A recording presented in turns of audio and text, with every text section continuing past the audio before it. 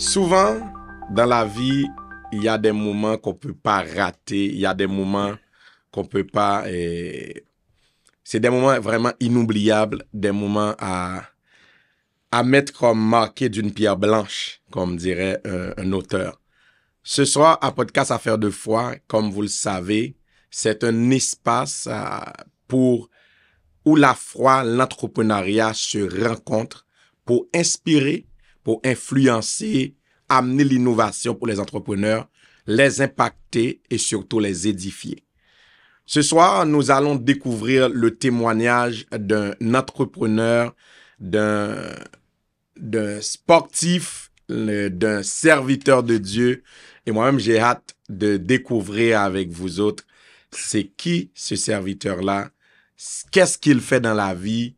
Et on va voir par rapport à notre sujet central pour le podcast, comment ça a commencé pour qu'il puisse mettre Dieu comme CEO de tout ce qu'il fait comme entreprise. N'est-ce pas la Bible qui dit dans Josué 1er verset 8 que ce livre de la loi ne s'éloigne point de ta bouche, méditez-le jour et nuit. C'est alors que tu réussiras et tu auras du succès dans tes entreprises. Mesdames, Messieurs, j'ai l'honneur et le plaisir d'accueillir au plateau du podcast Affaires de foi, Yannick Duval. Salut Yannick, comment ça va? Bonjour, ça va bien toi? Ça va très bien par la grâce de Dieu et j'imagine pour toi aussi. Oui, super, oui. Puisqu'on est avec Dieu, on n'a pas le choix et même si on a des moments difficiles, mais comme la Bible nous dit, avec Dieu, nous ferons de grands exploits. Mais il y a toujours des moments où ça va pas bien, mais avec Dieu, nous allons faire de grands exploits. Mais pour ceux qui ne connaissent pas encore Yannick, qui est Yannick? Qu'est-ce que tu fais comme entrepreneur? Et quels sont les actes? Vraiment. 100%. En fait, je m'appelle Yannick Duval, j'ai 33 ans. J'ai commencé l'entrepreneuriat quand j'étais tout jeune, à 19 ans. J'ai fait plusieurs carrières. Je suis rendu à ma 7e société aujourd'hui que j'ai montée, que j'ai revendue, que d'autres que j'ai fermées. Ça n'a pas toujours été rose. Ouais. Je pense que l'entrepreneuriat n'est pas un parcours sans tâche. Exact. Fait que c'est important de le comprendre aussi. Fait que sinon, c'est ça. J'ai été connu sur le monde du podcasting dû justement à une entreprise. J'ai eu une grosse croissance avec ce qu'on appelle Bioto. C'est une entreprise d'exportation automobile. Ça m'a apporté à faire du podcasting. Puis ensuite lancer mon propre podcast qui est l'envers de la médaille aujourd'hui que je fais. Que je reçois plusieurs personnes dans le témoignage, dans la foi aussi. Plusieurs personnes, mais c'est pas mal ça. Hein. Un petit jeune homme de village de Sherbrooke. Ouais, parfait. En fait, moi-même, ce qui m'intéresse souvent, c'est inviter des entrepreneurs qui n'ont pas été chrétiens à l'avant. 100%. Et qui ont été chrétiens, mais ils sont partis en affaires, mais Dieu n'était pas au rendez-vous. C'est comme, je pars mon business, Dieu, tu es de côté, moi-même, je suis de notre côté. C'est pas ton affaire, mon business. 100%. Mais en fait, est-ce que Yannick a été toujours dans la foi ou quand est-ce que ça a commencé? Tu vois, j'étais pas dans la foi. Okay. Pour ma part, en fait, c'est loin de l'entrepreneuriat, mais justement, en fait, oui, on peut l'adresser. À travers toutes mes sociétés, là, je sais pas, peut-être qu'on va commencer peut-être un peu au début. En fait, ma première société, justement, j'étais pas chrétien, c'est au feu des chrétiens. Je pense que pour en venir à ça, j'ai été une brebis égarée, comme plusieurs personnes. C'était dans ce moment-là assez difficile que j'ai rencontré le Seigneur. Puis après, j'ai réussi à le mettre en priorité. Mais pour commencer, j'ai eu ma première société quand j'avais 19 ans. C'était un petit centre d'esthétique où est-ce qu'on faisait du tatou, on avait du bronzage, on avait un barbershop pour les hommes. C'était vraiment un centre pour hommes. Puis j'allais monter, j'ai beaucoup aimé ça, belle expérience. J'ai tout fait à la main, j'ai tout monté, j'ai tout formé, j'ai un peu tout fait. Puis à ce moment-là, j'ai débuté une carrière en combattant professionnel. J'avais commencé à m'entraîner, j'avais 14 ans. J'ai signé professionnel à 19 ans. Fait que c'est comme ça que j'ai financé aussi mon démarrage en affaires. J'ai appris beaucoup de choses que je ne connaissais pas, beaucoup au niveau des papiers, ce genre de choses-là. Ça n'a pas été mon entreprise le plus à succès, je vais dire. Ça a été une école, par exemple. J'ai vraiment bien appris, ça a été super cool. Moi, après ça, je me suis retiré plus tard de ça. J'avais des partenaires qui ont eu quelques petits soucis de leur côté. Fait que j'ai dit, moi, je me suis retiré, ça ne me regardait pas. J'ai continué de mon côté. Puis j'ai eu des petites compagnies que j'ai redébutées par la suite. J'ai eu une compagnie avec des limousines. J'ai eu une compagnie en publicité où on vendait des services d'entreprise. J'ai vendu par la suite.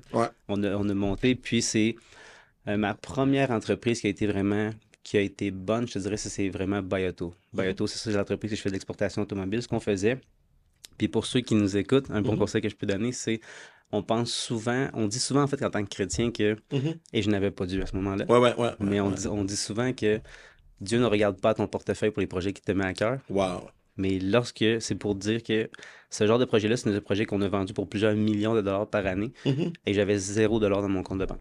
Wow. Et je ne faisais que facturer les bénéfices. Ce que je veux dire par là, pour ceux qui nous écoutent, c'est que les opportunités font l'argent et non l'argent fait les opportunités.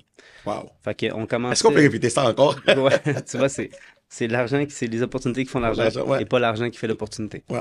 Ça veut dire que si vous avez de l'argent, vous n'avez rien, vous n'avez pas d'opportunité, rien qui vous s'ouvre à vous, ben vous allez rester seul avec votre argent. Mais si vous avez une opportunité, beaucoup de gens sont prêts à venir vous voir pour dire faites travailler mon argent. Fait que ce qui est arrivé, c'est que moi, à ce moment-là, c'était beaucoup avant la COVID. J'avais lancé mon premier concessionnaire automobile. J'avais pas aimé ça, vendre aux particuliers puis tout ça. Je trouvais que c'était plus difficile comme transaction. Je voulais faire du commerçant. Fait que j'ai commencé à faire ce qu'on appelle du B2B. Fait que j'allais dans des concessionnaires où est-ce que je ramassais certains volumes dans un concessionnaire que, mettons, je vais dire, mettons que la moyenne de la cour dans un Ford, mettons, c'est 30 000 et moins, 30 000 et plus, pardon. Fait que tout ce qui est en dessous de ça, ça ne fit plus dans ta cour à toi. J'allais chercher ces véhicules-là, puis je les revendais dans d'autres types de concessionnaires que eux, ça fitait pour eux. Mais ce qui est arrivé, c'est que par la suite, on pouvait fonctionner, on avait eu quelques complications, puis on n'avait plus beaucoup de sous par rapport à l'entreprise. Puis à ce moment-là, j'ai eu l'idée d'aller chercher des gens qui étaient à l'exportation automobile. Puis là, je leur ai dit, écoutez, vous avez les fonds.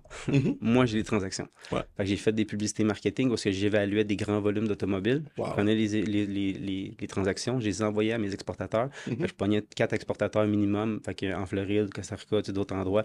Des fois, ils habitaient au Costa Rica, mais ils exportaient ailleurs. Fait que, puis je leur disais, écoute, moi, je vous envoie les évaluations, puis je veux que vous me renvoyiez votre prix. Fait que qu'est-ce que je faisais? Mettons, t'avais un Ford F-150 à vendre, je le prenais, je l'envoyais à mon acheteur. Mon acheteur disait, écoute, moi, je t'offre 80 000 pour le véhicule. J'ai dit, j'allais revoir le client. J'ai dit, moi, à 78 000, je te l'achèterais. Je sais que le concessionnaire au Québec paye environ 76, je vais te donner 2 000 de plus. Fait qu'il disait, parfait. J'allais chercher un dossier, je faisais préparer un dossier d'achat. J'allais le chercher à Montréal, je me présentais chez mon client, je faisais l'achat du véhicule à la banque, j'ai quitté le solde, je ramenais le véhicule à l'acheteur, puis je faisais une facture de 2 000 $. On a fait à peu près 36 millions de chiffre d'affaires avec ça. Sans seulement achetant, revendant, on facturait que les bénéfices. À la fin, on avait 2 équipes de transport temps plein, puis acheter des véhicules dans lesquels on n'achetait pas, qu'on ne déboursait pas. On les transportait pour eux, on venait leur porter, puis on leur faisait une facture. Fait que, au final, on s'est retrouvé vite à facturer over 50 000 $ de bénéfices par mois avec une entreprise qu'on avait 0 à la base. Parce qu'il nous restait quasiment plus de liquidité. Parce que j'ai skippé un petit bout, mais quand j'ai démarré ma compagnie de détail, j'avais un partenaire, puis à un moment donné, le partenaire a eu une offre d'emploi, donc on a dû liquider l'inventaire. Donc, je me suis retrouvé avec juste assez pour justement repartir avec une petite flotte. Mais je ne veux pas t'arrêter, vas-y. Mais souvent, ce qui arrive, moi-même, c'est la raison d'être du podcast, c'est éclairer les gens, surtout parce que la vision du podcast, comment le Seigneur m'a donné cette vision-là, parce que Dieu m'a dit que il va y avoir un réveil dans les nations. 100%. Mais ce réveil-là, ça va se passer à travers les hommes d'affaires. Les hommes d'affaires doivent prendre Dieu au sérieux et ils vont créer de la richesse. Et à partir de ces richesses-là, l'Église, parce que présentement, si on regarde, les gouvernements commencent tranquillement à parler de la fiscalité pour les églises. Mais dit-on, j'ai entendu des églises qui se plaignent par rapport à ça, mais si on a une communauté riche, qui le gouvernement demande de prendre de l'argent à l'église, c'est pas grave parce que on crée de la richesse. Nos gens comprennent la dynamique, comment créer de la richesse. Mais souvent, ce que j'entends, c'est que par rapport, il y a beaucoup de gens sur Internet qui disent, j'ai commencé mon business à $0. Et puis, des fois, on dit, mais ça, c'est vrai, ça? Ça va. Mais ce que tu me racontes là, je suis avec quelqu'un qui est dans la foi. C'est pas quelqu'un qui lance les mots en l'air. Mais comment toi-même tu t'es démarqué de ces, parce que souvent, quand les bruits viennent à nos oreilles, ça a tendance quand même à nous arrêter de dire, wow, est-ce que c'est vrai? Est-ce que je vais avancer? Comment tu peux conseiller un entrepreneur là-dessus pour comprendre la réalité? Je peux partir quelque chose. Il y a un mot que tu as dit tantôt, c'est l'opportunité avant l'argent. 100%. Ce qui arrive, c'est que lorsqu'on a la foi, par contre, ce que je peux dire, c'est que je sais que, je vais parler pour les chrétiens, souvent on entend ou on pense, en fait, pas on pense, mais parfois Dieu nous met un projet à cœur, je vais le dire comme ça. Puis ce qui arrive, c'est qu'on tente de faire quelque chose, on fait un pas dans la direction, puis là, il arrive une complication, puis on se recule, puis on dit, ah, it's not my way. C'est pas mon chemin, c'est pas mon appel. Mais c'est un appel sur ta vie. C'est pas parce que Dieu n'a pas déroulé le tapis rouge en avant de ton chemin qu'il t'a pas appelé. C'est-à-dire, Moïse est pas, pour prendre un exemple biblique, Moïse n'est pas allé juste une fois aller voir Pharaon pour se refaire virer de bord puis y retourner. Fait qu'il s'est pas arrêté à la problème complication, puis c'est parce qu'il a confié dans un cœur qui avait la capacité de le faire, puis d'y retourner, puis qui était fort résilient, qui a retourné jusqu'à ce que ça se fasse. Il a mis la foi à travers ça, mais parfois on s'attend parce que Dieu nous a donné un projet qu'il nous a mis à cœur, qui va nous dérouler, puis qui va faire en sorte que toutes les as vont s'ouvrir. Je sais qu'on entend beaucoup de témoignages. C'est comme ça que, exact. Écoute, ça fait 1 + 1 puis tout est arrivé. That's fine. Sauf que parfois, les gens nous appellent aussi à beaucoup d'autres choses. Fait que, tu sais, des fois, c'est juste, moi, je dirais d'avoir la curiosité d'aller voir. C'est un peu ça, la foi. Parce que la foi, selon Hébreux 11, en fait, c'est d'avoir une foi en quelque chose que l'on ne voit pas. Exact. L'affaire, c'est que lorsqu'on a la curiosité, lorsqu'on est chrétien, c'est ce qu'on doit développer. Exactement. Si on sait qu'on marche sachant que, parce que la Bible dit, marcher comme, en croyant que vous l'avez eu, que c'est fait. Exact. Ça veut dire qu'il faut avoir la curiosité de voir, j'ai hâte de voir où est-ce que Dieu va déposer sa grâce sur mon chemin. Ça fait qu'on devient curieux d'aller voir, d'essayer, de tenter, puis lorsque ça arrive, ça devient un témoignage. Et c'est ça, les chrétiens, c'est un témoignage constant. Donc c'est un peu ça, ça répond à ta question. Mais en fait, Yannick, est-ce que quand tu as commencé cette activité-là, est-ce que tu étais déjà dans la foi? Est-ce que c'est une révélation que tu as reçue de la part de Dieu? Comment ça s'est passé? Parce que souvent, on voit les opportunités, il y a des gens qui vous disent, ah, moi-même, je vais prier. Ou des gens qui disent, mais moi-même, souvent, j'ai dit aux gens, tu as du discernement. Pourquoi aller prier encore? Tu as le discernement. Dieu te donne les ressources. Pourquoi tu ne fonces pas? Mais comment tu peux, est-ce que tu étais dans la foi quand tu as commencé ça? Est-ce que tu as reçu comme un flash de la part du Seigneur? Non, parce que j'étais pas chrétien. OK. Pour mettre en contexte, premièrement, il y a comme un peu deux choses qui m'allument à ce que tu dis. La première des choses, c'est que parfois, on prie pour quelque chose, puis que Dieu nous le donne, puis on retourne prier. Ouais. Tu comprends? Mais l'affaire, c'est que tu as prié pour une réponse. Lorsque Dieu le donne, tu es rendu à avancer. Exact. Lorsque Moïse a reçu la parole, il n'est pas retourné prier. Exact. Il s'est mis à avancer. Fait que parfois, c'est un petit peu ça. C'est pour ça que je parle de la curiosité en affaires. Si jamais vous n'êtes pas sûr, ben, allez voir. Tu comprends? Moi, je pense au reverse engineer. Des fois, si on pense que ce n'est pas de Dieu, qu'est-ce que l'ennemi voudrait de voir? Exact. Ça donne des confirmations en soi. Mais la vérité, c'est que pour parler de mon histoire à moi, je n'étais pas du tout chrétien. Même que j'ai traversé, je suis devenu chrétien sur le chemin. Ça veut dire que mon entreprise, elle a eu des hauts, elle a eu des bas. Surtout quand on fait des hauts revenus comme ça, mon train de vie s'est ajusté. J'étais allé une conjointe que j'avais rencontrée. Puis ce qui est arrivé, c'est quand j'ai traversé des difficultés, des vraies difficultés dans l'entreprise, comme je ne pensais pas vivre. Ce qui est arrivé, c'est que j'ai commencé à sentir un poids financier. Je pense dans une technique parce que vous avez parlé de santé mentale. Moi, j'étais beaucoup affecté par rapport à ça. Parce que ce qui est arrivé, c'est que le poids pesait beaucoup plus lourd que ce que j'en étais capable. Et j'ai commencé à me sentir moins bien. J'ai commencé à moins bien parler à ma conjointe parce que j'étais frustré de comment je devais traverser les choses, les épreuves que la vie m'envoyait. Parce que j'ai dit la vie parce que j'étais pas chrétien à l'époque. C'est ça. Et ce qui est arrivé par la suite, c'est que dû à tout ce poids-là, ma femme a quitté. La compagnie s'est mise à chuter. Puis ensuite de ça, c'est là. Moi, j'aime ce genre d'histoire-là. Ouais. J'aime beaucoup ce genre d'histoire. Parce que souvent, et moi, ce que je comprends souvent avec Dieu, quand Dieu veut recommencer avec nous, parce que j'ai eu tellement d'histoires pareilles, des gens qui n'ont pas commencé avec Dieu, mais Dieu veut créer une nouvelle histoire avec toi. 100%. Et puis, Dieu te met dans une situation où tu n'as pas le choix de débuter cette nouvelle histoire avec lui. Mais ce qui est intéressant, parce que c'est pas seulement des chrétiens qui vivent ces moments-là. Non. Il y a des gens qui ne connaissent pas Dieu qui vivent ces moments. Leur entreprise ont chuté, faillite, impact sur la famille. Mais comment toi-même, tu as pu te relever? C'est ça l'affaire. C'est là ce que Dieu est venu rentrer en ligne de compte. Ce qui arrive, c'est que il y a quelque chose qu'il faut comprendre aussi, c'est que parfois, Dieu ne nous donne pas les choses qu'on souhaite parce qu'on n'est pas outillé pour les recevoir. Tu sais, des fois, j'ai déjà dit à mes amis, la pire chose que Dieu peut faire des fois, c'est de te donner ce que tu demandes. Exact. Parce que je sais que peut-être que pour toi, avec 1 million de dollars, peut-être que tu aurais fini au mauvais endroit avec les mauvaises personnes, puis peut-être que tu t'aurais enlevé la vie aujourd'hui. Exact. Fait que parfois, c'est un petit peu ça. Dans mon cas, à moi, c'est l'endroit, c'est le moment où j'ai mis un genou à terre, parce que j'ai dû tout remettre à Dieu, parce que j'étais dépassé. C'est là où j'ai rentré à une église. Puis moi, pour ma part, pour ceux qui savent pas, je viens de Sherbrooke, j'étais à les églises à Montréal. Ça fait que je fais 2 heures de route à toutes les fois pour aller à l'église. C'est quand même un gros dévouement. Je le fais encore aujourd'hui, ça fait 2 ans et quelques. Fait que ça a été ma part de rencontre. Puis c'est là où ce qui arrive, c'est que Dieu a dû me refaçonner pour ma part à moi sur le fait de comment façonner mon cœur, de traverser l'humilité. Parce qu'il arrive, c'est que j'avais beaucoup un vocabulaire sur l'argent. Je pense que j'avais beaucoup d'amour pour l'argent. Je m'identifiais beaucoup à mon argent. Fait que j'avais une forte confiance en moi du revenu que je faisais. Fait que je m'identifiais à ma réussite. Le problème avec ça, c'est lorsqu'on en a moins, c'est nous qui se diluons. Exact. Parce qu'on ne se peut plus s'identifier au même volume. Fait que ce qui arrive, c'est notre confiance diminue, notre arrogance diminue. Fait que lorsque Dieu me façonnait, il me donnait l'humilité. Wow. Fait que c'est là où après ça, j'ai compris qu'il me donnait les outils, la sagesse, la connaissance. Je crois que c'est-tu Salomon qui avait prié Salomon, pour la sagesse et l'intelligence. Exact. Fait que je crois que c'est ce que Dieu est tenté de refaire avec moi, de recommencer, mais avec lui. Puis après ça, Dieu, on dit beaucoup que Dieu nous isole. Puis moi, je pense beaucoup à lorsqu'on vient au Seigneur, on dit cœur de pierre, cœur de chair. On a beaucoup de choses à travailler là-dessus. Moi, j'aime bien la mentalité de l'oignon. C'est que lorsqu'on vit des choses difficiles, on se renforce. Exact. Il faut qu'il nous répluche comme un oignon. Une chose à la fois. Puis là, maintenant, quand on est arrivé au bout, c'est là où je pense qu'on recommence à construire. Ça a été une longue période d'isolement. Ça a été difficile.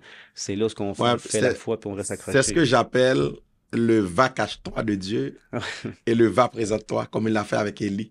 Ouais. Il y a un moment, c'est le moment de te cacher. Tu es en formation. Dieu te construit.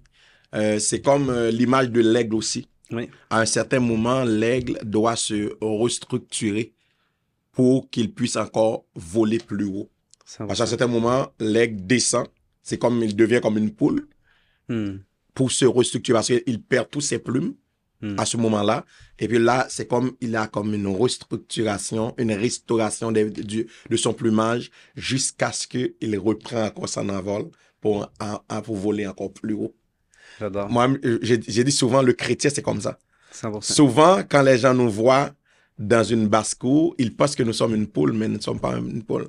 Nous sommes un aigle qui est en train de se restructurer. On refait notre plumage pour encore laisser le plus voler encore plus haut avec nous. J'aime beaucoup l'image parce que je trouve qu'en tant que chrétien, c'est comme si on ne savait pas encore voler. Mais on apprend à le faire avec la foi. On apprend à se lancer. Fait que, bref, en tout cas, mais ça a été ça. Ça a été ça pour moi. Ça a été de réapprendre ça. Après ça, c'est là où je suis devenu chrétien. J'ai réappris à avancer. J'ai raffronté les difficultés. Fait que au début, on met Dieu au centre de notre vie. Il nous façonne. Après ça, on apprend à le mettre dans d'autres choses que nous. Après ça a été de le mettre au centre de mon entreprise, de lui refaire confiance, de réavancer. Puis ce qui est arrivé, c'est que pour ma part à moi, c'est une entreprise j'avais, parce que j'ai 3 entreprises. J'avais une en fait en gestion, j'avais une en développement des affaires qu'on fait, des produits qu'on finance pour relancer dans différents types de magasins. Là, je suis en train de nettoyer, de désépurer, d'en fermer quelques-unes. Je vais en garder seulement une, mais actuellement, je suis en reconstruction. Puis c'est là où le Seigneur est venu, dans mon cas à moi, me rediriger. Parce que j'ai réalisé que on connaît Raymond, toutes les deux. Raymond qui prône beaucoup ce qui est je me rappelle pas la pyramide tu connais la pyramide de... Tu parles de est-ce que c'est la GPS de joie ou bien la pyramide de Maslow? De Maslow. Ouais. C'est ça. Fait que si tu connais la pyramide de Maslow puis qu'on devient chrétien, ben en fait, l'affaire, c'est que on parle beaucoup du fait de servir. Du fait que la pyramide, sur le top de la pyramide de Maslow, lorsqu'il a découvert les besoins de l'homme au sommet, c'est le désir de servir. Lorsqu'on devient chrétien, on aime aider, il y a cette espèce de chose qui nous remplit. Et lorsque je l'ai mis dans mon cas, justement dans les mains de Dieu pour savoir quoi faire, ben justement, il est en train de me rediriger. Actuellement, c'est sûr que j'ai encore un côté entrepreneur dans beaucoup de choses. Je fais ma licence d'entrepreneur général, je m'en vais justement dans différentes choses de l'immobilier. Fait que c'est là où même encore aujourd'hui, même si on a des entreprises qui vont bien, mais s'il y a certaines choses, on apprend à refaire confiance à l'aveugle, à l'inconnu. Parce que c'est encore plus dur de lâcher quelque chose qui va bien pour aller faire quelque chose que Dieu nous appelle. Fait que j'apprends encore à le faire, mais c'est beaucoup ça. C'est la définition de la foi. Maintenant, présentement, Yannick est devenu un entrepreneur de foi. 100%. Selon toi, selon ta compréhension de ce que tu vis présentement, c'est quoi un entrepreneur de foi? Un entrepreneur de foi, c'est quelqu'un, c'est sûr, un chrétien dans la foi qui met la foi au cœur de ses projets. Fait que c'est pour ça que, tu sais, je sais pas comment je pourrais te l'expliquer, mais être un chrétien dans la foi, c'est d'avancer toujours en faisant confiance à Dieu qui va faire certaines choses dans nos projets, mais aussi à travers nous, dans les choses, dans le genre de choses qu'on va faire à travers l'impact. Pour moi, c'est pour ça que je pense beaucoup à l'impact, je pense beaucoup à la pyramide de Maslow, mais ça dépendrait. Il faudrait que tu me donnes un autre contexte, parce que là, moi, c'est facile à dire, parce que c'est dans le service. Mais pour quelqu'un qui n'est pas dans le service, en fait, tu vois, tu connais Emmanuel Ouellet, je pense que chrétien. Emmanuel m'avait déjà dit un moment donné, il y avait cette espèce d'obsession de, pas de perfection, mais de, lorsqu'on est chrétien, qu'on fait quelque chose, qu'on le fait avec comment je dirais ça, une certitude qu'on est au bon endroit, au bon moment, avec un niveau d'excellence. Exact. Puis il m'avait dit un jour, j'ai vu une personne laver la table. C'est juste pour que les gens qui nous écoutent, qui comprennent que c'est pas toujours nécessairement dans les grandes entreprises, dans certaines choses, ça peut être dans votre travail au quotidien. Mais j'avais vu une personne laver la table, prendre un deuxième linge, ressuyer la table, puis en a pris un troisième 100% sec, puis la refaire, retourner les tables, placer les trucs. Puis il avait dit, j'avais jamais vu un niveau d'excellence dans laver les tables comme ça. Cette personne-là semblait tellement dans le fait de desservir à sa façon les gens que j'ai été le voir, puis il dit, bro, are you saved? Es-tu sauvé? Puis il dit, yes, I'm saved. Mais quand que c'est un peu ce niveau-là où tu te soucies, parce que je veux pas tomber trop biblique, mais parfois l'espèce de contraire de ça, c'est la voix de l'ennemi de dire, mais pourquoi je ferais ça? Ça m'apporterait quoi? Ou pourquoi j'en ferais plus? Tu comprends? Ou ce que, je comprends. Il y a cette espèce de dévouement de, c'est plus juste une question de ça. C'est ça. Parce que récemment, j'ai invité le pasteur principal de mon église. Et puis, on parlait du succès en entrepreneuriat chrétien. C'est quoi le succès pour l'entrepreneuriat chrétien? Et puis, c'est là qu'il y a un aspect par rapport à ce que tu avances présentement. Joseph, c'était un type comme ça. Joseph n'était pas un entrepreneur, mais par contre, Joseph était un entrepreneur qui était au service d'Égypte. Il faisait toutes ces choses avec excellence. Mais c'est comme, et puis c'est là qu'il m'a dit, des fois, Dieu te donne une onction. C'est pas une onction entrepreneuriale, mais c'est une action intrapreneuriale pour que tu puisses bénir l'argent des autres. 100%. Et puis là, c'est là que j'ai compris. Des fois, Dieu nous appelle à ce mandat-là. C'est pas le fait que, c'est pas mon entreprise, je vais faire les affaires toutes croches. Là, c'est pas Dieu, là. Parce que même la Bible nous dit que ce que nous faisons pour la personne qui nous embauche, fais-le, c'est comme si on le faisait pour 100%. Le Seigneur. Mais tu vois, pour revenir à ce que tu dis, là, je donne un petit contexte parce que je ne voulais pas parler de trop de gros contexte pour les gens qui nous écoutent. Mais pour autre chose, je vais te donner un exemple. Pour donner d'autres exemples, mettons, justement, tu as parlé de gens qui travaillent dans la vente. Mettons que vous êtes quelqu'un qui descend, vous êtes dans le coaching, dans le coaching de physique ou quoi que ce soit. Avoir Dieu au centre de tes finances, au centre de tes projets, c'est de le faire avec ce cœur-là. C'est ce cœur, puis je parle pas du cœur sur l'implication que tu as. C'est ce dévouement envers l'humain que t'aides, que ça soit. C'est pour ça que j'aime beaucoup l'exemple dans le service. C'est plus facile pour moi de donner des exemples. Mais si vous êtes quelqu'un qui entraîne les gens, à quel point vos appels peut être des appels où ce qui va être à l'écoute des autres, qui va faire une différence, qui va créer un impact ou ce qui va venir donner des conseils. Tu sais, même, j'ai agi parfois comme pigiste pour certaines entreprises. Je le fais pour Sébastien Cossette. Je sais pas si tu connais. Ouais, je connais. J'ai travaillé avec lui justement pour placer justement au niveau de ses appels de vente sont devenus des appels d'entrevue. On a restructuré plusieurs choses dans ce département. J'ai moi-même pris les appels pour comprendre certaines choses, comment ça se fonctionnait. Puis j'ai vu la grandeur des appels qu'on pouvait avoir simplement en accueillant des gens pour des appels d'entrevue. Tu sais, on avait des gens qui étaient victimes de l'IVAC, qui étaient victimes d'actes criminels, qu'on pouvait avoir un appel qui se confie à cœur ouvert à nous. Puis c'est juste pour démontrer que dans chaque métier, tu peux faire une différence. Puis je pense que c'est ça un peu, mettre Dieu au centre de tout. Puis tu sais, il y a une phrase qui résonne beaucoup en ce moment actuellement, puis c'est « Néglige pas la grandeur de tes petites actions. » Wow. Puis tu sais, je crois que c'est parfait dans tout, parce que ça serait facile pour moi de me dresser dans ma position d'entreprise, puis de dire je mets Dieu au centre de tout, puis Dieu bénit. Moi-même, j'ai un pasteur qui réussit à grand succès dans ses projets, puis je me dis ça créerait beaucoup trop de distance avec ceux qui nous écoutent, qui veulent commencer. C'est pour ça que j'aime parler des petites choses, j'aime parler que ce soit quand tu lèves la table, que ce soit dans le service que tu rends à quelqu'un, ça peut être dans la porte que tu rouvres à chaque personne, parce que tu es porté, je veux dire, qui sait qui peut pas dire qu'une personne qui est à la porte à l'église qui fait pas de différence. C'est toujours le premier visage que tu revois, que tu reconnais. Fait que c'est plus à ce niveau-là où avoir Dieu au centre de tes finances, c'est pas seulement dans les directions, mais c'est dans toutes les petites choses que tu faisais. Dans le ministère de Jésus, s'il transformait, il guérissait, mais à travers ça, c'est dans chaque petite interaction de chaque petite personne. Mais aujourd'hui, Yannick, tu as dit que tu vas parler des grandes choses, mais j'ai hâte que... parce que j'ai hâte que le monde puisse voir. Et être entrepreneur de foi, c'est cheminer avec Dieu vers l'excellence, et vers le sommet que Dieu a préparé pour toi. Moi-même, je le dis souvent ici, j'ai fait un épisode sur le succès en entrepreneuriat chrétien. J'ai dit, le succès en entrepreneuriat chrétien ne se mesure pas à ton chiffre d'affaires. 100%. Tu peux avoir un gros chiffre d'affaires, mais est-ce que tu as accompli la mission de Dieu sur terre à travers ton entreprise? Parce que c'est ma mission présentement. Oui. Ma mission, c'est vraiment dire aux entrepreneurs, à part dans ton entreprise, tu as une mission pour Dieu. Est-ce que tu as pris conscience de cette mission et comment tu fais pour mettre cette mission de l'avant? Tu vois, c'est ça qui arrive, c'est que pour ma part, je suis en train de reconstruire beaucoup de choses. Fait que je suis encore dans cette je viens un peu de trouver cette voie-là. Fait qu'il y a beaucoup de choses. Puis c'est pour ça que je dis que c'est très compliqué puis très difficile parce que je vais citer Raymond, mais Raymond cite beaucoup une phrase qui dit la plus grande journée d'un homme, c'est lorsqu'il naît. Et la deuxième plus grande, c'est lorsqu'il découvre pourquoi il est né. Il est né. Wow. Puis c'est lorsqu'on commence un peu à découvrir cette espèce d'impact, cette chose, en fait, quand on est chrétien de cœur qui nous nourrit, lorsqu'on fait une différence dans la vie des gens, lorsqu'on fait quelque chose qu'on se sent utile, ça nourrit notre âme, ça nourrit quelque chose qu'on fait. Ça peut être des gens dans la musique, ça peut être des gens qui font quoi que ce soit, qui se sentent vibrer, qui se sentent nourris. Moi, je le vois, c'est beaucoup dans le service, dans les mentorats, dans ces genres de choses que je fais là. Puis dans certaines choses que je vois, c'est pour ça que je pense beaucoup à l'immobilier dans certaines choses. Mais je ne veux pas trop m'égarer dans ta question. Mais répète-moi ta question. Ouais, en fait, je me suis dit que lorsque tu as pris conscience, c'était quoi ta mission de vie? Il est vrai que tu as eu d'autres entreprises avant de connaître Dieu, avant d'être dans la foi.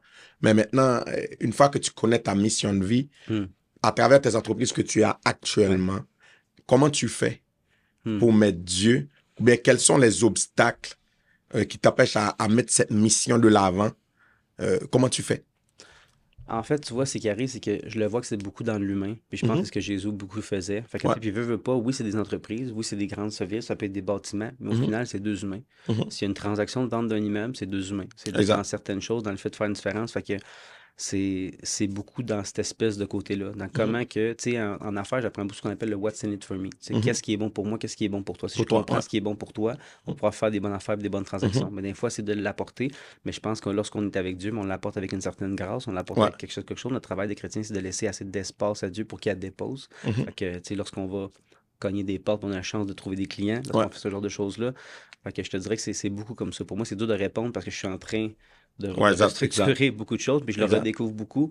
Fait que je délaisse beaucoup de choses pour me rediriger vers autre chose. C'est beaucoup de confiance en Dieu parce que c'est beaucoup d'inconnus. Exact. Mais c'est un pas de foi, justement, que je fais. Puis je vais pouvoir peut-être même revenir ici te redire à quel point que le pas de foi est devenu un fois 10. Je crois que Dieu beaucoup de richesse aux obéissants. Oui, exactement. C'est un peu ça le but, mais ouais, c'est ça. Question difficile pour toi, Yannick. Dans la Bible, Jésus va dire à l'homme riche, si tu veux avoir part avec moi, vends tout ce que tu as. Vends tout ce que tu as et viens et après viens pour me suivre. Je vois où est-ce que tu t'en vas. Là, je me demande, Yannick est dans ce processus-là. Si je lui dis, Yannick, maintenant je veux que tu vendes toutes tes entreprises. Je veux que tu consacres ta vie à tel type d'affaires. Est-ce que tu es prêt? C'est un peu ce que je suis en train de faire. Parce que je veux dire, j'ai une entreprise qui va bien, puis j'ai fait un détournement vers ce qui est plus au niveau de l'humain, d'aider, d'avoir un impact. Même si je le fais un petit peu en automobile, fait que j'essaie d'aller plus au cœur de ça. Je le suis. Mais je crois que ce qu'il faut comprendre là-dedans, c'est la mentalité avec l'argent. Puis ce qui arrive, c'est que pour la plupart des chrétiens, il y a beaucoup ce tabou-là de l'argent. Il y a beaucoup de c'est pas bien de faire de l'argent. Puis c'est pas que c'est pas bien. Je pense que c'est l'amour de l'argent. De l'argent qui n'est pas bien, exactement. L'amour de ça. Parce 100%. Que la vérité, c'est que si quelqu'un t'arrive pour faire faillite, puis que je passe devant toi, puis que je te donne un chèque, puis que tu arrives au moment où, regarde, je pense à ces Pierre, que lorsqu'avec les poissons, on allait se rendre, il avait de l'argent au gouvernement parce qu'il y avait des dettes. C'est un peu ce que Jésus a fait de son temps à lui. Il a rempli la barque de poissons qui a permis de clairer la dette à lui et tous ses amis. Fait que techniquement, avec de l'argent, on peut faire des grandes choses. On peut être plus présent pour notre famille aussi. On peut être plus impliqué. On peut pouvoir donner, pouvoir aider. On peut aider des gens dans d'autres types de pays qui mangent moins ou faire un impact. Fait que c'est surtout ça qu'il faut comprendre. Dans son cas, à lui, ce que je crois que moi, je l'interprète beaucoup de façon spirituelle. Je crois que c'est de mourir en attendant une version de nous pour rentrer dans la nouvelle. Puis c'est un peu ce que moi, j'ai vécu. L'ancienne version de Yannick, je crois pas qu'elle aurait pu goûté à tout ça aujourd'hui, puis avec l'amour de l'argent, avec le discours que j'avais sur l'argent, parce que ça avait donné des mauvaises fondations dans ma relation, dans mes affaires, dans tout ça. Parce qu'aujourd'hui, je suis un peu mourir à mon ancienne version de moi-même pour renaître. Je crois que c'est là où, après ça, Dieu peut ravancer avec moi, déposer sa grâce, puis le mettre. Fait que, tu sais, mais oui, 100% que je le laisserai derrière, parce que je sais que les plus grandes promesses de Dieu sont les plus grandes. L'histoire biblique le dit, les héros de la Bible en parlent, mais chaque personne qui ont obéi, les grandes choses ont arrivé. Que ce soit, mon Dieu, je ne me rappelle pas son nom, c'est pas Salomon, mais la personne qui a laissé, qui avait, je sais pas combien d'hommes, affronté 12 000 hommes, il est allé avec 300 hommes, je sais pas si c'est pas Salomon, mais Gédéon, tu sais, qui l'a fait avec la foi. Je pense que les histoires démontrent que, tu sais, la foi toujours, qui suivent la foi et est obéissant, a toujours été bon. Fait que, tu sais, c'est un peu, ça ou David, tu sais, David comme Goliath, il y a beaucoup d'histoires comme ça, fait que c'est un peu ça. Fait que, tu sais, obéissance, oui, parce que je suis chrétien, puis je sais que l'histoire m'a démontré que, tu sais, on parle beaucoup des fondations, dans le verset de Matthieu, les fondations sur le roc, fait que c'est sûr que je voudrais avoir les fondations les plus solides, mais je pense que aussi, ce qui arrive, c'est que, pour se renchérir là-dessus, c'est que lorsque Dieu te redirige, pour ma part à moi, c'est que Dieu, la plus grande leçon qu'il m'a appris, c'est qu'il me redéfinit la richesse à l'extérieur de mes finances. Et lorsqu'on va à l'église, qu'on commence à aider les gens, ou qu'on commence justement à transmettre un peu ce côté-là, on apprend ce côté, c'est l'amour, les gens qu'on se met à serrer dans nos bras, puis on trouve qu'on est riche partout à l'extérieur de ça. Puis là, évidemment, on peut l'être aussi dans nos finances, mais c'est ça. Yannick, oui. Est-ce que tu peux nous partager une expérience que tu as fait avec le Dieu de la foi en affaires? Par exemple, avant, tu étais toujours en affaires, tu ne connaissais pas Dieu. En d'autres termes, quand est-ce que Dieu t'a surpris dans une relation d'affaires pendant que tu le connais? S'il t'a déjà surpris. En fait, ça a été plus dans des redirections. Comme la direction que je viens de faire en ce moment. Écoute, moi, je suis un têtu. moi, je prends les directions puis je demande au Seigneur parce que quand quelque chose va moins bien, des fois, je me remets en question. Je pense que beaucoup ça, faut être difficile. On parle beaucoup de santé mentale aussi, il faut faire attention. Les entrepreneurs, on se tape beaucoup sur la tête. On dit avec nous, on se compare beaucoup, on se met beaucoup de pression. Mais moi, j'avais discuté avec justement la compagnie qui est en exportation automobile. Puis ce qui arrive, c'est qu'on vit des ups, on vit des downs. Les gens voient la courbe puis ils pensent que ça va toujours loin comme ça. Ils ne savent pas que des fois, ça descend. C'est ça n'a pas été parfait. Puis à ce moment-là, où j'ai prié, c'est comme un peu la même prière qu'en relation. On dit, Seigneur, si c'est la bonne, ferme la porte, sinon rouvre-la, ferme la porte, sinon rouvre-la. Puis en affaire, j'avais dit, Seigneur, j'ai dit, écoute, si tu cherches à me faire comprendre quelque chose, moi, je suis borné. Fait que j'ai dit, fais-moi comprendre la chose, puis envoie-moi une confirmation. Puis des fois, je mettais le Seigneur au défi, puis je disais, écoute, fais-le de telle façon. Mais l'impossible arrivait. J'avais dit, je dis, écoute, nous, les exportateurs, on s'appelle pas. On s'envoie des messages textes, puis on s'envoie des prix, des évaluations. Puis j'ai dit, il faudrait que ce soit cette personne-là qui m'appelle, qui est mon plus gros acheteur, pour dire, Yannick, on ferait un revirement de situation, tu sais. Le lendemain, il m'a appelé.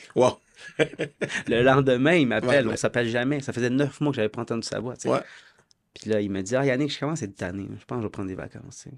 Puis là, j'étais comme, tu sais, mais il prend pas des vacances bien longtemps, mais tu sais, il était tanné du marché, tu sais. Puis un peu moi aussi, tu sais, mais j'ai testé le Seigneur 3 fois. Parce que j'ai dit, moi, je suis comme, ah non, mais c'est un attente. J'ai 3 fois, puis 3 fois la confirmation. Fait que là, j'ai dit, OK, Seigneur, je vais apprendre à écouter. Fait que, tu sais, le Seigneur m'a repris plus dans ces situations-là où, tu sais, pour m'en part mon témoignage à moi, j'en connais beaucoup, que le Seigneur leur a dit des choses, puis qu'il est arrivé des choses incroyables.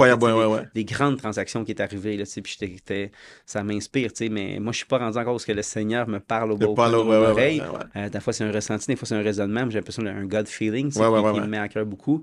C'est ça, cœur de chrétien qui parle quand je parle aux autres, mais ça a été plus vraiment cette espèce de redirection-là où lorsqu'il y a quelque chose qui a des frictions, de quoi dans ma vie qui n'est pas parfait, puis je ne parle pas d'un défi qui arrive, mais parfois, c'est pas censé toujours être aussi difficile. Je me remets à Dieu, puis là, Dieu m'a envoyé des confirmations que j'étais comme, OK, mais tu vois, ça, c'est comme on en parlait tantôt, là, pas de fois, si le Seigneur te demande de laisser ça, mais j'accepte tranquillement de faire une transition vers où ce qu'il veut aller. Je comprends aussi, par exemple, que c'est pas de... Dieu est un Dieu d'ordre.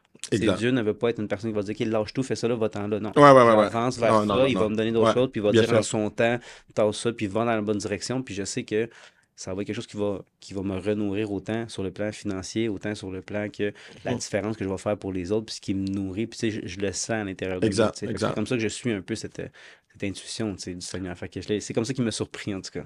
Il est vrai dans tes dires, dans ton discours, j'ai compris c'est quoi la place de Dieu dans tes affaires. Mais quand même, je vais te poser la question. Vas-y. Quelle place Dieu occupe-t-il dans tes entreprises? Mais en fait, c'est vraiment j'en ai parlé un peu tantôt, mais dans le cœur des gens. Tu sais, autant dans les gens qui travaillent avec toi, dans les gens, tu sais, Dieu, si je mettrais Jésus comme CEO dans ma business, il y aurait une façon très spéciale à traiter mes partenaires, à me traiter moi, d'avoir un discours de leadership comme il l'a été pour les apôtres. Mais tu sais, c'est un peu comme ça que je le mets. Lorsque je prends une décision, des fois, je vais prier sur les directions. Des fois, évidemment, je sais reconnaître, j'ai un discernement. Je sais reconnaître une bonne œuvre d'une mauvaise. Exact. Mais parfois, il y a cette espèce de feeling aussi que je suis comme, je le file pas, tu sais. Rien de plus grand que la prière. Il y a rien de plus grand. Moi, pour moi, en tout cas, c'est vraiment quelque chose qui m'aide beaucoup. Mais c'est comme ça que je le traite beaucoup comme mon assistant. Fait que lorsque je vais prendre des décisions, parfois je vais prier, parfois je vais en prendre, mais je vais demander des confirmations dans la direction. C'est très spirituel, mais tu sais, c'est comme ça. Fait que j'avance, je fais confiance, mais moi, c'est ma façon de faire. J'ai cette espèce de relation-là, parce que c'est mon moment de prière, parce que je prie, mais je le mets au centre de mes projets. Je m'assure aussi que ça le sert lui en priorité, que les choses sont faites pour sa gloire à lui. Puis je me dis, je comprends que plus que je le fais pour lui, plus que j'ai fait une différence dans la vie des autres, plus que je le sers à travers, plus qu'il va nourrir mes projets. Fait que je lui demande en fait, je m'assure aussi... C'est beaucoup de remise en question quand on est en entreprise. Qu'est-ce que tu sèmes? Qu'est-ce que tu fais? Puis est-ce que je peux prier à même mon entreprise que les semences de chaque chose que je fais? Parfois, tu fais la vente d'automobile, puis tu vas te dire, non, mais ça fait rien de Dieu. Non, c'est pas vrai. Il y a peut-être une famille qui est venue une journée, qui avait besoin d'un auto, puis qui avait seulement 6 000 de budget, puis tu l'auras accommodé, puis tu l'as senti dans ton cœur, puis tu as enlevé 500 $, puis tu n'as pas idée ce que ça peut faire une différence, parce que ce monsieur-là peut aller au travail lundi. Tu le sais pas. Chaque métier, chaque chose de sa place. Puis c'est pour ça que je me demande, dans tout ce que je produis, est-ce que je fais des bons fruits? Est-ce que je fais une différence? Est-ce que j'impacte? Est-ce que je suis... C'est un peu ça, ma façon, tu sais.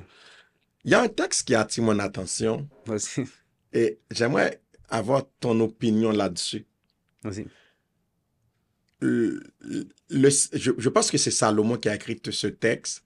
Il va dire que si l'Éternel ne bâtit pas la maison, ceux qui la bâtissent travaillent en vain. Si l'Éternel ne bâtit pas la ville, ceux qui la bâtissent travaillent en vain. En vain, vous couchez-vous tard, vous vous levez tôt, et tout ce que vous ramassez, ce n'est que du fruit de la misère. Et la Bible va dire que il en donne autant. Ce que nous recherchons pendant que nous dormons tard, nous réveillons de très tôt, il en donne autant à ses bien-aimés pendant leur sommeil. Est-ce que tu sais que Dieu, des fois, il y a des transactions qui se passent, c'est pendant ton sommeil. Dieu va parler à quelqu'un. Est-ce que tu as vécu une expérience comme ça? Ou bien qu'est-ce que tu comprends de ce texte? Il y a beaucoup de choses. Pour moi, ça ne se fait pas en vain. Je comprends que le Seigneur travaille même quand on ne le sait pas. Je veux dire, si on le ferait toutes les fois qu'il nous a protégés, on ne le ferait pas. Des fois, j'ai déjà dit à mes amis chrétiens, je leur dis parfois, la transaction la plus payante, c'est celle que tu ne fais pas. Parce que parfois, quand le Seigneur te protège de quelque chose, c'est pas quelque chose que tu ne sais pas, mais qui aurait pu te coûter très cher. Et c'est là où le Seigneur parfois travaille lorsqu'on ne voit pas. Tu sais, moi, il y a une phrase qui n'est pas un verset biblique, mais qui dit Seigneur a entendu les conversations que tu n'as pas entendues, il a vu les choses que tu n'as pas vues, et il va prendre les décisions que tu ne serais pas capable de prendre. Parfois, Dieu nous protège. Est-ce qu'on peut répéter ça pour les auditeurs? Parfois, j'ai dit, le Seigneur a entendu les conversations que tu n'as pas entendues, il a vu les choses que tu n'as pas vues, et il va prendre les décisions que tu n'es pas capable de prendre.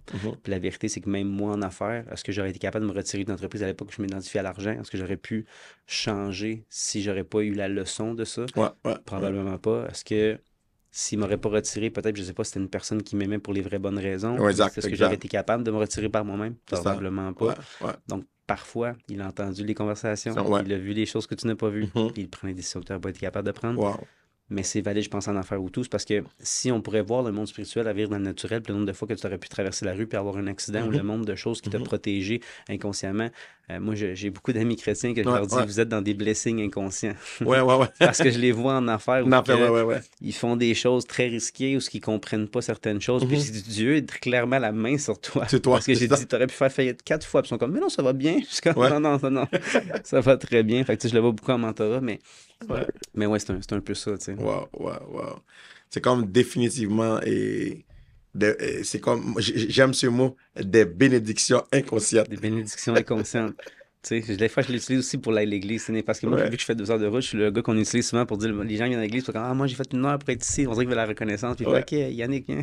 Là, j'arrive, puis là, je leur dis, ben, quand ils viennent à aimer beaucoup l'église, je leur dis une bénédiction inconsciente parce que notre normalité vient de la normalité. Exact, je leur dis, exact. être une bénédiction inconsciente, c'est habiter à 20 minutes de l'église que je fais 2 heures. Si t'es pas conscient que de la chance que tu as d'être ici. Des fois, c'est un petit peu ça. Ça nous fait apprécier un petit peu. Apprécier, c'est ça. C'est ça. Yannick, et c'est jusqu'à date, là, on a une très belle conversation. Mais j'aimerais voir maintenant avec toi, en termes de conciliation. Mais je vais dire, et pas conciliation tout à fait là, mais comment tu fais pour associer, est-ce que tu as encore dans le domaine du sport? Comment tu le fais pour associer à ta foi et aussi à tes entreprises? Est-ce qu'il y a c'est quoi le mix? Comment tu le fais? Et pour un entrepreneur qui t'écoute présentement, c'est quoi l'importance de garder son corps actif dans un esprit sain pour continuer à exploiter une entreprise, dans le fond? Ce qui arrive, c'est que tu vois, je vais parler un peu de ça, peut-être que ça va s'aligner sur ce que tu veux dire, mais à 33 ans, j'ai fait un post, j'ai 33 ans, j'ai fait un post récemment, en fait, sur le fait de réapprendre. Je pense qu'avec le Seigneur, il faut toujours réapprendre. Il faut réapprendre comment s'amuser, il faut réapprendre comment aimer, il faut réapprendre à pardonner, puis il faut apprendre beaucoup de choses. Ce qui arrive, c'est que tu vois, moi, je suis un ancien combattant professionnel. J'ai arrêté parce que j'ai eu une reconstruction de la mâchoire. Et non, parce que à cause du combat, mais à cause j'ai les dents et tout. Et puis, j'ai commencé à penser que parfois, j'étais trop vieux pour recommencer à zéro puis tout faire en mieux. Alors que c'est exactement ce qu'on est appelé à faire. Puis ce qui arrive, c'est que, comment je dirais ça, c'est un peu cette espèce d'appel-là où que parfois, je ne vais pas penser ce que je vais dire, mais comment je dirais ça? Parfois, on se disqualifie. Des fois, on arrive dans le sport, justement, puis... Moi, je dirais ça. Je me suis comme surpris à me dire que j'étais comme trop vieux pour retourner faire le sport, puis j'ai réalisé qu'à 30 ans, ben, j'étais plus capable de peut-être faire les sports que je faisais à 20 ans. Puis la vérité, c'est que ça va être la même question à 40 ans, puis la même question à 50 ans, puis la même question à 60 ans. J'ai décidé, j'ai retourné boxer, puis j'ai retourné faire justement le sport. J'en ai pas beaucoup parlé. Je l'ai fait un peu en secret, mes parents ne savent pas non plus. Mais j'ai retourné boxer, puis c'est parce que je voulais me prouver surtout que il n'y a pas d'âge en fait pour ça, pour cette foi-là, pour ces projets-là. Par contre, dans mon cœur à moi, ce qui arrive, c'est que j'ai plus de difficultés. Je suis plus capable de refaire autant mal. J'ai encore le cœur de lion, mais il y a plus un niveau protecteur qui est au niveau de cette rage de blessé. Fait que, mais c'est un peu ça. Puis, comment tu voulais que je réponde pour les entrepreneurs? Oui, en fait, pour un entrepreneur qui écoute là, comment... je peux reformuler la question. C'est comme... je me suis pas tout dans mes idées. Mais... L'apôtre Paul a parlé de combat dans la Bible et Yannick était un combattant. Mais comment ce sport t'a aidé au niveau de tes entreprises? Parce que je sais que pour être un combattant, ça demande de la discipline. Ça demande de la discipline. Ça demande... il y a aussi des montagnes russes dans les combats. Je me rappelle, je regardais soit une série ou un film où le gars, c'est comme un monsieur qui avait... Je pense que c'est plus une série. Le monsieur avait 2 enfants qu'il préparait pour aller se présenter aux combats nationaux. Et puis, il y en a un d'entre eux... Il ne laissait pas même la chance, le plus jeune, il ne laissait pas la chance de jouer à la guitare parce que lui, il aimait la musique. Mais son père lui dit, mais non, moi, j'étais combattant professionnel. Tu dois devenir combattant professionnel aussi. Et puis, il entraînait son plus grand. Des fois, il lui imposait certaines choses et en bout de ligne, il n'a pas même eu le temps de participer aux Jeux nationaux parce qu'il était tellement bousculé par son père. Et puis, le rêve de son père n'a pas eu le temps d'avoir lieu. Mais c'est comme, j'ai fait cette histoire pour que les gens qui ont regardé la série puissent comprendre. Mais ma question, c'est juste, comment cette discipline-là que tu as développée dans le sport de combat t'a aidé dans tes entreprises et aussi t'aide aussi même dans ta vie spirituelle? Ben, c'est sûr que je suis très discipliné. Fait que ce qui arrive, c'est qu'on parle beaucoup de la crainte de l'Éternel. Ouais. Je pense que c'est pour les gens qui manquent de discipline, d'obéissance. Quand Ouais. on est très discipliné, on fait les bonnes choses, on est peut-être plus drastique aussi.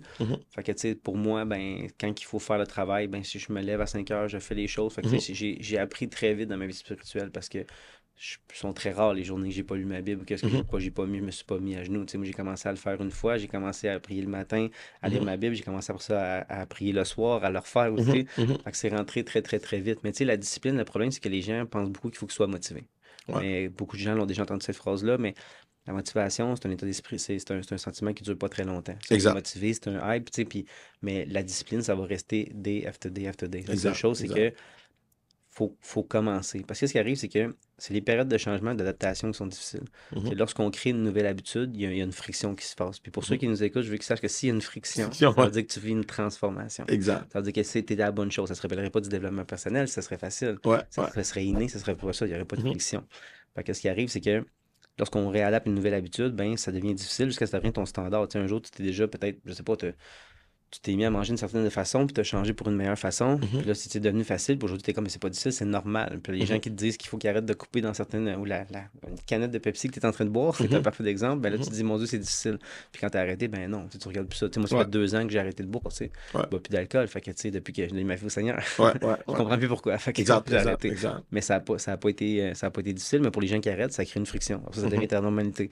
Mais c'est toujours un petit peu ça, parce que la discipline se crée à travers. C'est juste qu'il faut pas redouter. Puis c'est pour ça que je pense qu'on s'ouvre autant aussi à ouvrir le cercle de la zone de confort. Tu sais, où ce qu'on veut, on parle de l'élargir, en fait. Parce que on est habitué sur certaines choses. C'est ça, exact. Devenir plus ouvert à plus de choses qui deviennent ta normalité, tu sais. Parce que moi, c'est sûr qu'on compare ma vie à quelqu'un d'autre, ben, tu sais, je cours, je fais des marathons, je fais encore quelques sports de boxe à l'entraînement, tu sais, je m'entraîne à tous les jours.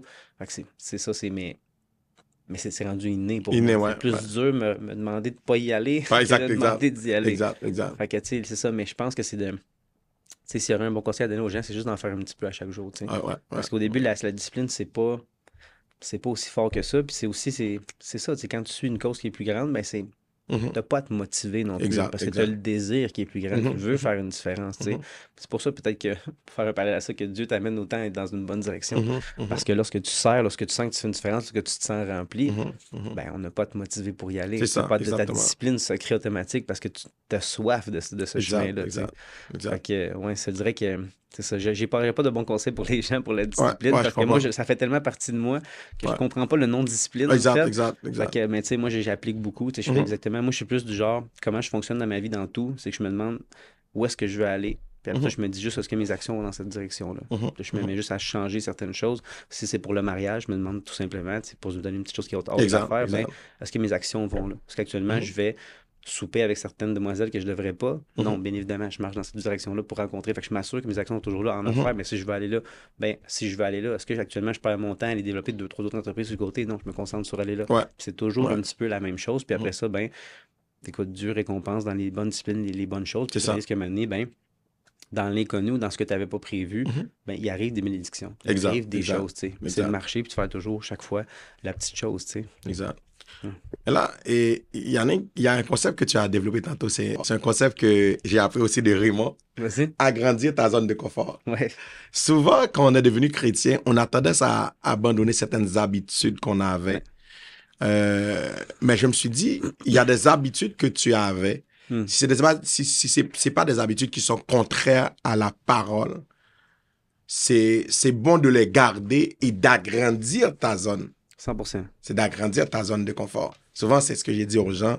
C'est le fait que tu es païen, tout ce que tu étais comme, tout ce que tu avais comme activité, c'est pas toutes des activités mondaines. Il y a des activités que tu peux continuer à faire, que tu peux continuer à faire du sport. Il n'y a pas beaucoup de chrétiens qui font du sport. Ouais, c'est ça. Il n'y a pas beaucoup de chrétiens. Moi, je me rappelle mes églises, on leur disait monter de montagne, ils étaient comme non, là, c'était trop petit parce qu'on vient dans le Seigneur, puis on vient dans cette espèce de paix, dans ce calme qui nous apaise. Puis c'est correct parce qu'on trouve cette paix-là à travers tout le chaos autour de nous. Mais après ça, il est dur à reforger à travers l'adversité, tu sais. Fait que là, on leur demande de sortir de zone de confort, faire du sport, puis ils sont comme non, puis tu sais, comme il y a peu de chrétiens qui vont à l'église, là, je sais. Mais tu sais, bouger, c'est bon. Tu sais, je pense qu'on prend beaucoup un esprit sain dans un corps sain, c'est important. Tu sais, puis je vais le dire beaucoup sur le leadership aussi, tu sais, montrer l'exemple, c'est important. Tu sais, beaucoup de gens qui ont des enfants, mais tu sais, si de leur apprendre à bouger, de leur apprendre à avoir l'aptitude, tu sais, je pense qu'on est très bon. On a des bons exemples pour les chrétiens. Moi, c'est l'engagement que j'ai pris. Je me suis dit, je vais le faire pour moi et pour les enfants. Pour leur donner comme une voie à suivre, vous dire, OK, tu peux prendre soin de toi. Pendant que tu es chrétien, tu prends soin de ton âme. Parce que la Bible nous dit que tout votre être, l'esprit, l'âme et le corps soient conservés irrépréhensibles. C'est comme nous aurons des comptes à rendre à Dieu pour la gestion de notre corps. Moi, je dis ça souvent à des gens. Je l'ai dit plusieurs fois dans l'émission ici, dans le podcast. Dieu nous appelle à gérer notre corps. C'est important que tu sois entrepreneur, que tu sois chrétien. C'est important de gérer ton corps parce que Dieu va te demander compte. De même pour ton âme, mais Dieu va te demander compte pour ton corps. Mais nourrir ton corps, c'est nourrir ton âme. Exact. Quand tu sors du gym, tu comprends que tu te sens bien, la tête est reposée, tu sens que tu as aussi cette confiance qui te nourrit en toi parce que tu le fais. Parce que tu sais, des fois, c'est ça que j'explique aux gens quand j'ai aidé Sébastien beaucoup.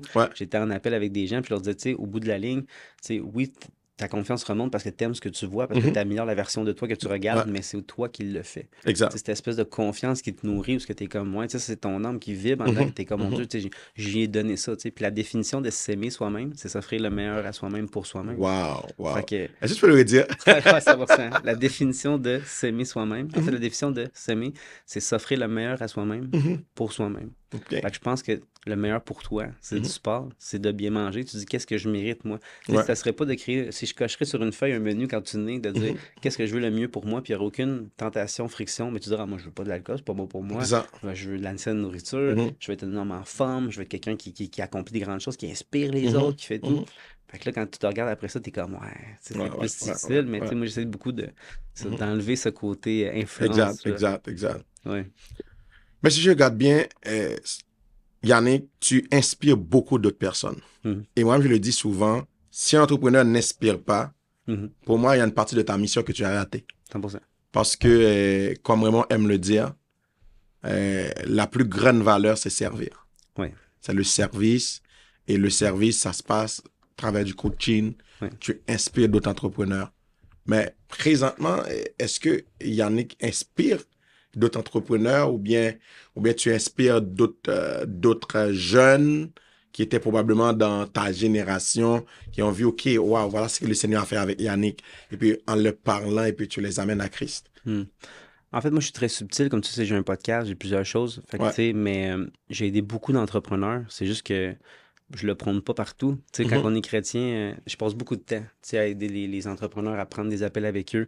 Puis c'est pas parce qu'ils ont des grandes entreprises qu'ils n'ont pas les mêmes challenges que les tout petits. Parce que la vérité, c'est que c'est sûr que j'aide beaucoup de chrétiens parce que je suis à l'église. Fait que je mentor beaucoup de ces gens-là, mais c'est toujours les mêmes problèmes qui reviennent à différentes échelles. C'est toujours des problèmes de leadership, des problèmes de responsabilité, des problèmes de comment on met Dieu justement à travers tout ça, des remises en question beaucoup.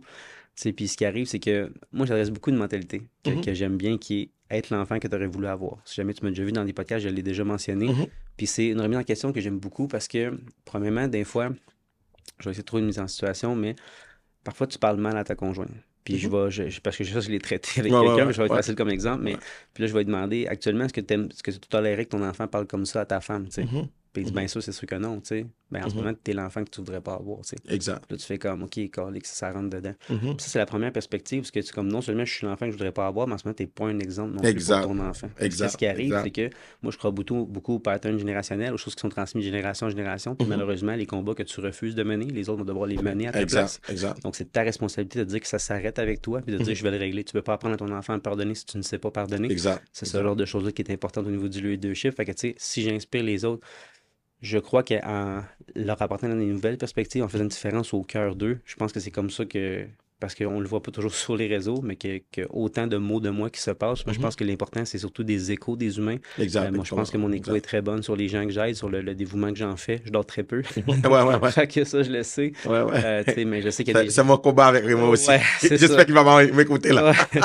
Fait que, tu sais, c'est ça, mais tu sais, on se sent tellement nourri quand on aide les autres. Fait que, tu sais, je sais que j'aime entendre que j'inspire, mais je me dis tout le temps, en même temps, il y en a qui font beaucoup plus que moi puis qui aident beaucoup plus, mais tu sais, c'est quand on voit une personne qu'on peut faire une différence dans sa vie puis qu'on a un réel impact, mais on le fait. Tu sais, oui, l'entreprise est inspirante, mais je pense que de faire une différence à travers une seule personne peut l'être beaucoup plus que de dire que tu as bâti ça. Tu sais, c'est toujours le fun parce que d'être dans une situation où on a une entreprise prospère, on peut aider d'autres par les connaissances et les cheminements qu'on a eus.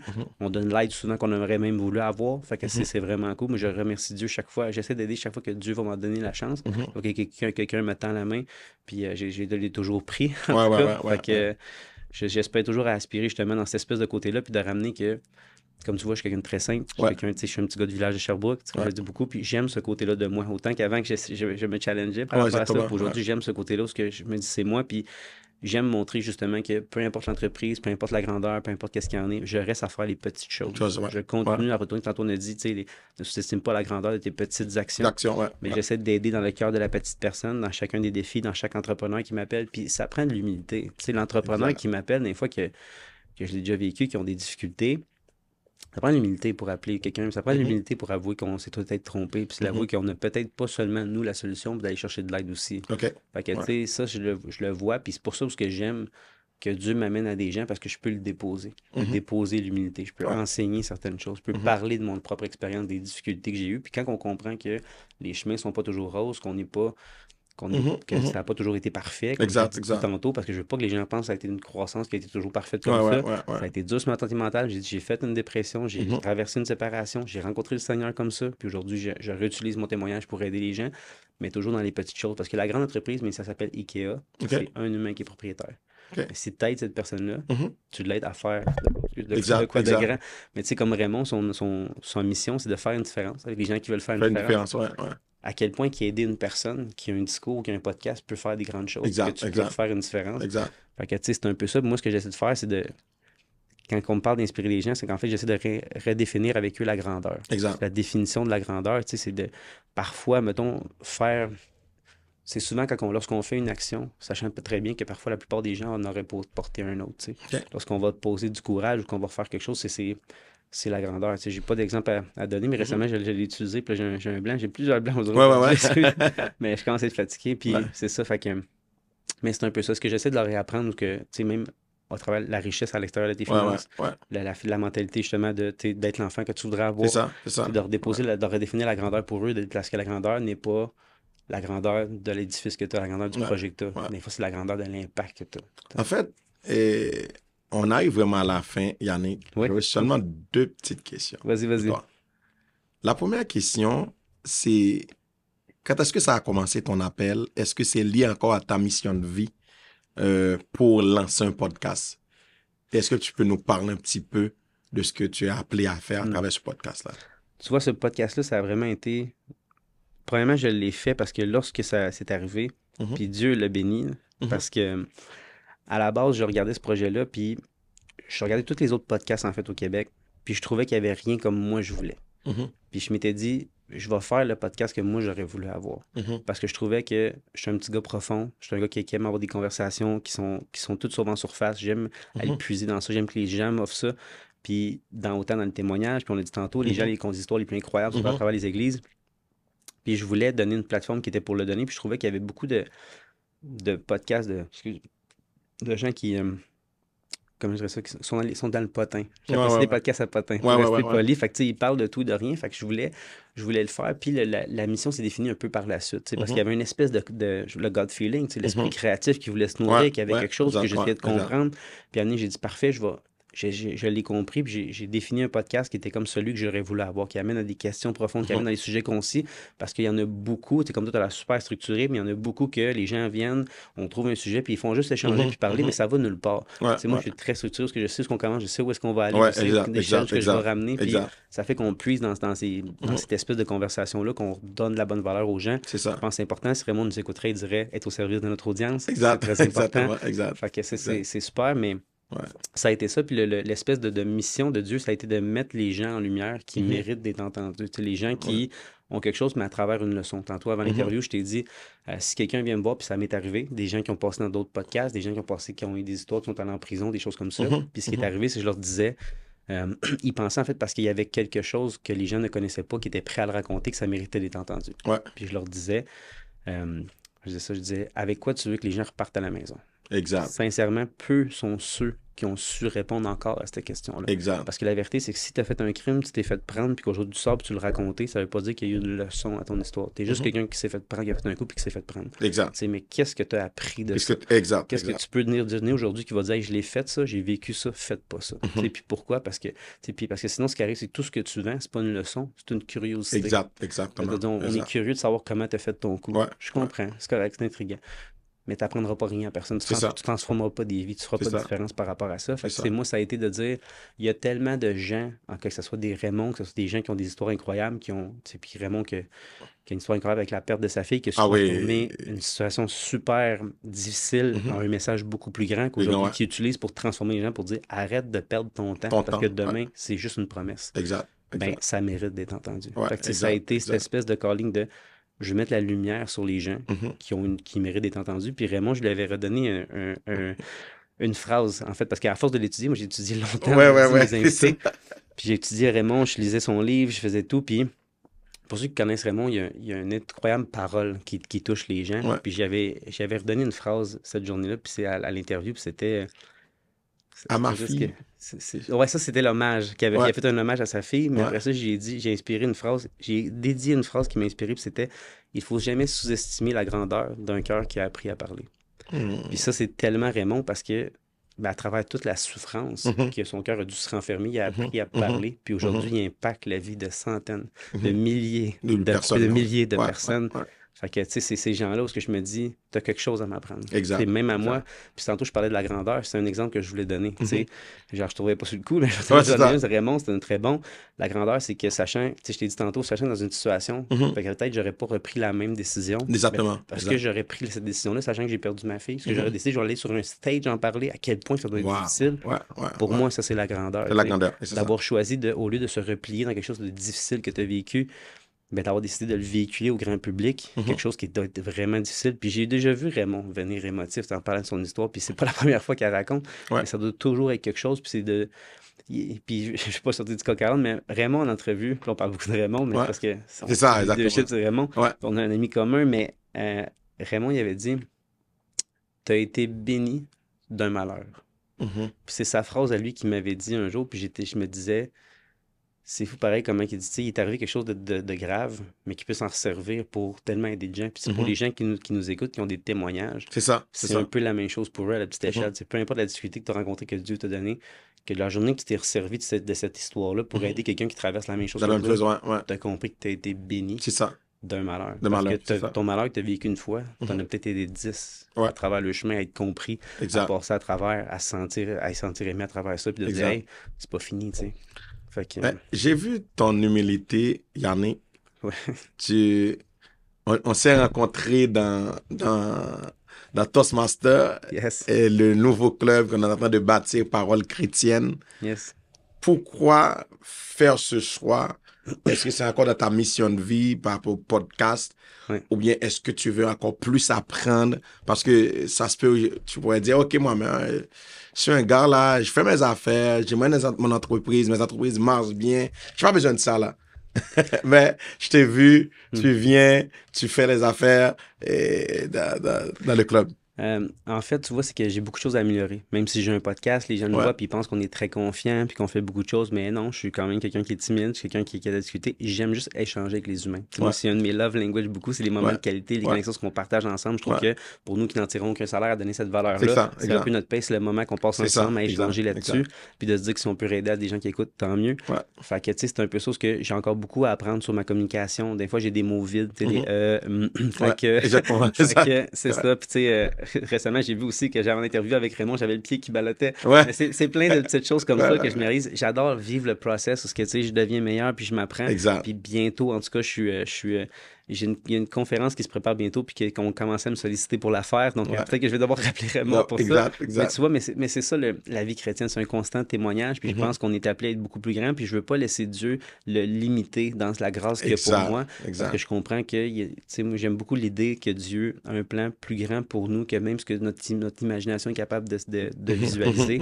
Puis moi, je veux le laisser justement rentrer dans toute la plénitude de la vie qu'il y a pour moi. Fait que j'essaie la seule chose que moi je contrôle, c'est justement d'avancer, d'évoluer, puis de chercher à devenir meilleur à ça. Puis lui, après ça, me laisser me surprendre par justement une porte qui se roule sur une première conférence, ce genre de choses-là. Mais tu sais, mon seul travail à moi, c'est de laisser assez d'espace pour que lui dépose sa grâce.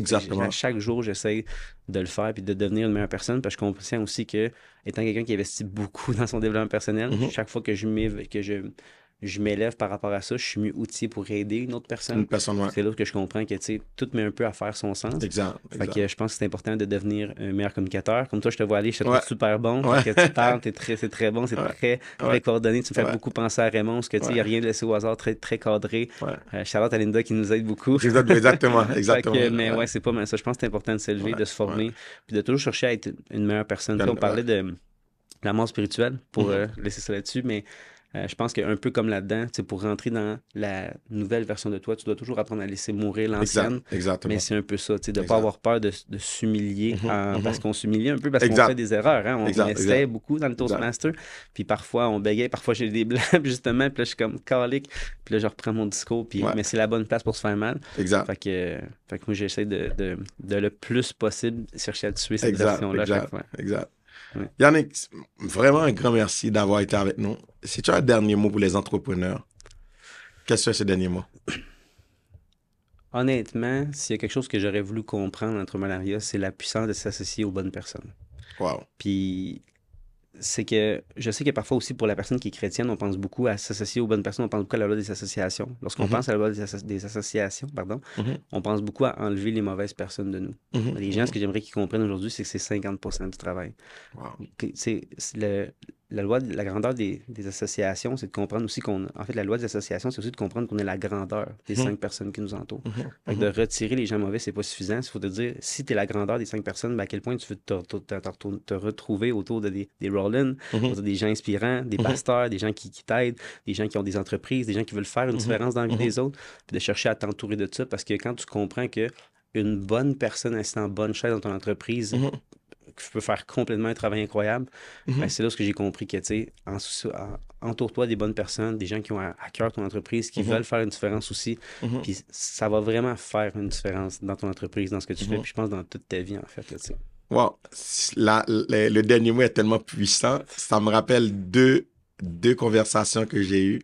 Il y a une tout récemment, il y a un partenaire qui m'a dit, tu sais, le choix de ton partenaire, s'il est mal fait, c'est plus pire que le choix de la personne que tu as choisie pour faire ta vie. Il dit, c'est plus pire. Parce que la personne que tu as choisi pour faire ta vie, finalement, vous êtes condamnés à être ensemble. Ça se peut, il y a des problèmes, mais c'est des problèmes qui peuvent se régler. Mais, parce que vous couchez avec cette personne-là, cette personne-là est derrière ton lit. Mais ton partenaire, il n'est pas derrière ton lit. Il y a des concessions que tu ne peux pas faire avec le partenaire. Et ça prend, évidemment, ça prend la grâce de Dieu pour que Dieu t'amène vers la bonne personne. Et comme dit Raymond, au bon endroit, au bon moment, et puis avec la bonne personne pour 100%. Faire cette différence. 100%. Non, c'est vrai que c'est parce que l'entrepreneuriat pour les partenariats, moi j'en ai eu. Je ne sais plus si j'en aurais autant encore. Peut-être avoir une plus grosse entreprise. Certes que je voudrais que je pense qu'ils soient chrétiens. Aujourd'hui, de ce que je vois aussi, il ne faut pas disqualifier les non-chrétiens. Je connais beaucoup de non-chrétiens qui sont bibliques sans le savoir. Sébastien en est un. Sébastien cite toujours la Bible. Pour moi, je possède il cite toujours la Bible. Il ne sait pas au courant. L'autre fois, il me dit la comparaison est le tueur du bonheur. Là, je suis comme, c'est biblique ça, Sébastien. Il était comme, ah oui? Il est comme ça. Mais il ne faut pas les disqualifier. Mais je trouve que c'est ça, s'entourer des bonnes personnes. J'aimerais ça des gens chrétiens.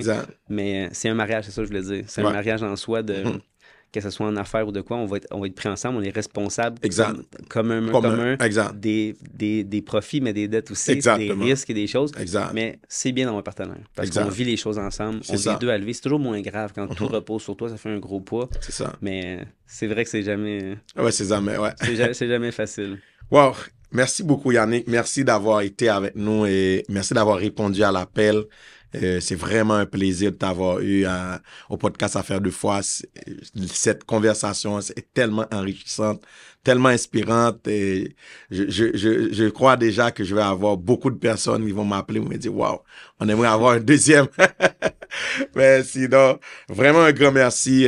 Si vous voulez suivre Yannick, vous pouvez aller sur son compte Instagram, Yannick Duval, et puis il y a aussi son podcast qui tourne à l'envers de la médaille.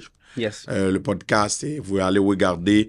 Et vous aussi qui aimeriez améliorer votre prise de parole en public, vous aimeriez vraiment améliorer votre leadership, nous vous invitons à aller, écris-moi, ou bien écris Yannick, on peut vous faire passer le lien pour participer au club Toastmaster qui est en train de prendre forme là, le club Toastmaster Parole chrétienne. Sur ce, je vous remercie infiniment d'avoir été des nôtres, vraiment pour cette belle épisode où nous avons parlé de mindset, de leadership, de partenariat, de beaucoup de choses et j'espère que ça vraiment vous a inspiré. Quel privilège d'avoir eu un homme d'impact, un modèle de foi, d'entrepreneuriat, mais surtout d'authenticité. C'est quelqu'un qui est très authentique. Et merci vraiment d'avoir été des nôtres, chers entrepreneurs et aspirants entrepreneurs. Et nous remercions la carte We Christ pour notre commanditaire officiel pour ce podcast Affaires de foi. Et si vous voulez semer dans cette œuvre, je vous invite à devenir un partenaire du podcast en vous invitant à rejoindre la communauté Les Impacteurs du Royaume. Merci à tous et à très bientôt pour un nouvel épisode. Sois impacté.